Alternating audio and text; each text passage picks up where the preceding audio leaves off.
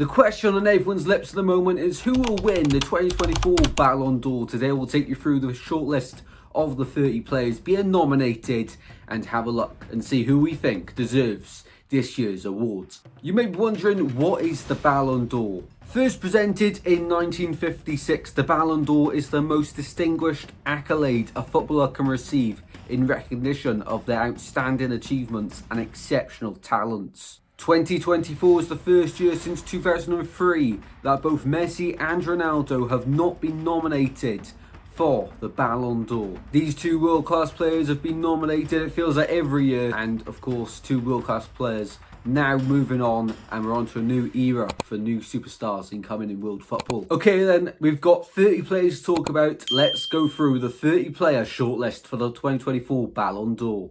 Let's begin with Jude Bellingham. Of course, he's won 3 trophies this season, including the Champions League and La Liga, where he contributed to 25 goal involvements from midfield. Of course, Jude Bellingham also reached the Euro final of England. I think he would have been a top contender if England did win the Euros in the summer.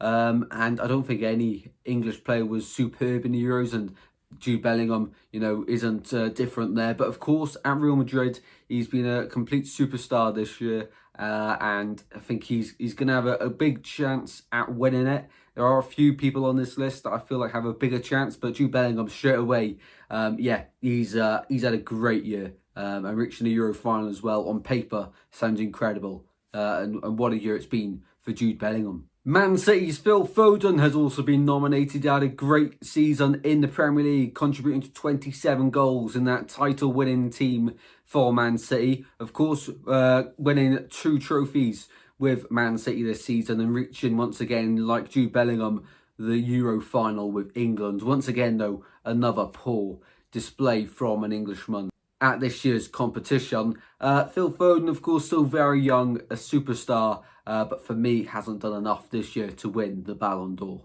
On to another Manchester City superstar. It's Ruben Dias, of course, the centre-back who has been a rock for the past few seasons now at Manchester City. But this year, quite underwhelming in terms of international football for Ruben Dias, of course, with Portugal only reaching the quarter-finals of the Euros. And Ruben Dias, of course, not wholly to blame for that, but yeah, it was quite disappointing for Portugal. For Man City, of course, a rock at the back as always, involved in 2 trophies for them this season. Federico Valverde had a great year at Real Madrid, helping them win La Liga, contributing to 9 goals there. Also, of course, a Champions League winner and winning the Super Cup in Spain as well. Also, at Copa America, coming 3rd with Uruguay, which isn't bad at all for Valverde. Emiliano Martinez, the Aston Villa goalkeeper, kept 8 clean sheets in the Premier League last season, helping Aston Villa on their way to qualify for the Champions League. In the summer, just gone, he helped Argentina win Copa America. Erling Haaland is just Erling Haaland, and last year in the Premier League, he helped Man City on their way to the title by contributing to 32 goals last year. Of course, for Norway, not involved in the Euros in the summer. That is the only downside for Erling Haaland. But of course, scores goals for fun, doesn't he? Nicholas Williams has had a great year, of course, winning the Copa del Rey at Atletico Bilbao. Of course, in La Liga, contributing to 16 goals and assists. And also, we cannot forget the Euro campaign he had. It was a crucial part to that Spain side that ended up winning the trophy at the Euros with Spain. And Nicholas Williams is some player, also known as Nico Williams, and he has had a fantastic year. Granit Xhaka had an unreal year last year with his club Bayer Leverkusen, going invincible in the Bundesliga to win the title, of course. That was only one of 2 trophies he lifted last season. Incredible. At the Euros for Switzerland and Granit Xhaka, they made it to the quarterfinals, which isn't bad whatsoever. Artem Dovbyk was at Girona last season and helped them finish 3rd in the Liga, helping them to that place by contributing to 32 goals last season. Incredible from the Ukrainian. Toni Kroos may have retired from football, he's still being nominated for the Ballon d'Or this year, and what a year he had, of course. At the Euros, helping Germany, of course, on their way to the quarter-final. And for Real Madrid, once again, winning the Liga, winning the Champions League as well, and contributing to 9 goals and assists in the Liga to help them on their way to another title. Real Madrid's Vini Jr. also helped them win 3 trophies, including, once again, La Liga, where he contributed 20 goals last season. In international football for Brazil, for Vini Jr., of course, it was quite a disappointing Copa America display from Brazil, only reaching the quarterfinal stage. But Vini Jr. is a real contender for this year's Ballon d'Or, and a lot of people think that he deserves it this time around. Dani Olmo, another Euro winner in the summer with Spain, of course. He also won another trophy, though, of course, at RB Leipzig last season, where he contributed to 9 goal involvements. Dani Olmo, though, bright future ahead, wasn't a crucial part at the start of that Spain squad. But of course, as the tournament went on, Dani Olmo was a crucial part in that Spain side. Florian Wirtz, of course, another member of that invincible side with Bayer Leverkusen last season, helping them with 22 goal involvements last season. Also won 2 trophies, and it should have been 3 really when they missed out on the Europa League in the end. But no, unreal from Florian Wirtz, also a crucial part of that Germany side in the summer at the Euros, reaching the quarterfinal stage. Martin Odegaard has been nominated, having contributed 18 goal involvements last season to Arsenal, where they come so close to trying to nab the title off Manchester City in the Premier League. For Norway, of course, once again, it was a summer without any international action, with no Euros for them, which is quite disappointing considering some of the names in that squad now. You really do think that for Norway, they really should be qualifying for a few major tournaments. Mats Hummels has been nominated, of course, helped Borussia Dortmund on their way to the Champions League final. Manchester City's Rodrigo has won the Premier League, the UEFA Super Cup and the Euros in the last year.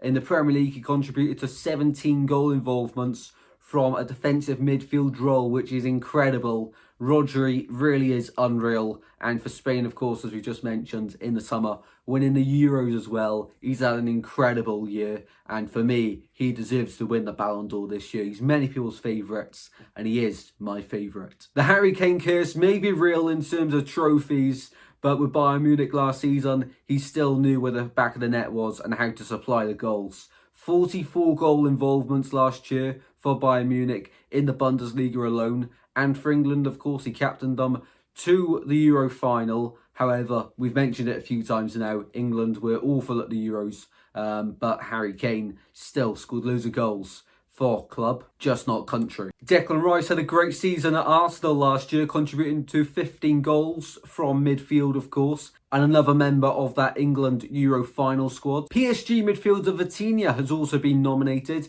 He's won 3 trophies with PSG in the last season, and for Portugal, of course, he helped them on course to the quarter-final. Cole Palmer, or nowadays known as Cold Palmer, contributed to 33 goal involvements from Chelsea last season in the Premier League. Quite a lot from the penalty spot, yes, but for England, of course, he did step up with a goal in the summer at the Euros, and once again another player that helped them on their way to the final in the summer. What a year Dani Carvajal has had, winning 4 trophies, including La Liga, scoring in the Champions League final, the Super Cup, of course, in Spain, and the Euros with Spain in the summer. Dani Carvajal has had an unreal year and really is a serious contender for the Ballon d'Or this year, despite playing at right back, of course. We don't usually see many defenders win the Ballon d'Or. Dani Carvajal could change that this year. Lamine Yamal becomes the youngest ever nominee for a Ballon d'Or at the age of 17. Of course, we all saw how good he was at the Euros in the summer with Spain, part of that winning squad in the summer. For Barcelona as well last year in the Liga, he contributed to 10 goal involvements. Arsenal's Bukayo Saka helped them go very close to challenging Man City at the top of the Premier League last season by contributing to 25 goal involvements last season. And for England, of course, helped them reach the final. As we've said many times, there's quite a few English players being nominated for the Ballon d'Or this year. However, do any of them really have a big case? Let me know in the comment section down below, which English player do you think has the biggest chance realistically of winning the 2024 Ballon d'Or? Hakan Çalhanoğlu, the Turkey midfielder, also representing Inter Milan at club level, helping them to 16 goal involvements last season, helping them on their way to winning Serie A, of course. And for Turkey, helping them on their way to the quarterfinals at the Euros. Very impressive from Çalhanoğlu. William Saliba hasn't got any trophies to his name in the past 12 months, much like a few of the players nominated for this year's Ballon d'Or. However, in the Premier League last season of Arsenal, he was part of that side that kept 18 clean sheets in 38 matches. Incredible defensive record from Arsenal last year, and Saliba was a crucial part to that. Also at the Euros, he was a rock-solid player for France, helping them on their way to the semi-finals. Kylian Mbappe won 3 trophies last season, including the league, of course, with PSG.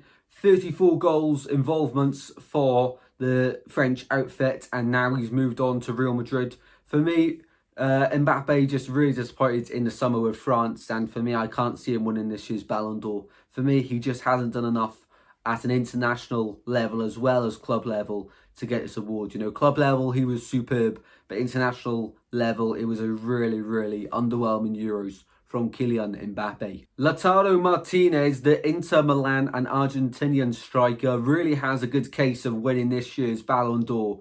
For Inter Milan last season in Serie A, contributed to 27 goal involvements to helping them win Serie A. Also a Copa America winner with Argentina in the summer, scoring a winning goal in the final. He really does have a big case this season, doesn't he, for winning the Ballon d'Or. 3 trophies overall. He really does have a good case of winning the Ballon d'Or this year, does Lautaro Martinez. Ademola Lookman has been nominated for the Ballon d'Or, scoring a hat-trick against Bayer Leverkusen in the Europa League final last year to help Atalanta win it. What a story that was, of course.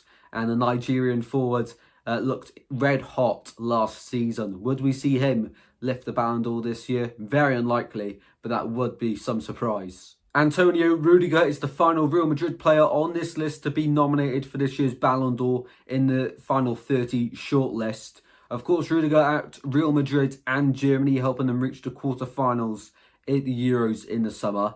For Real Madrid, once again, winning the Spanish Super Cup, the Champions League and La Liga, contributing to 1 goal in La Liga on their way to winning a title last season. And the 30th nominee in the Ballon d'Or shortlist for 2024 is Alejandro Grimaldo. What a season he had at Bayer Leverkusen. Of course, on their way to winning the Bundesliga invincible. What a season that is, and that'll be remembered for quite a long time from not just Bayer Leverkusen fans, but football fans across the world, of course. Being involved in 23 goals last season on their way to that invincible season as well from left back. In the summer for Spain, of course, winning the Euros. The only concern for a real genuine chance of winning the Ballon d'Or from Grimaldo is that he barely played at the Euros last summer, which is disappointing, but he's had an incredible season nevertheless, and to be nominated for the Ballon d'Or is incredible. A big achievement nevertheless. The 68th Ballon d'Or ceremony will be held on the 28th of October 2024 in Paris. So comment below who you think deserves this year's awards. For me, my winner is Rodri from Man City. He's had an incredible year. Who is your winner? Let me know in the comment section down below. And if you have enjoyed the video, be sure to drop a like and subscribe, and I'll see you in the next one very soon, guys. Take care, stay safe, see you soon. Goodbye.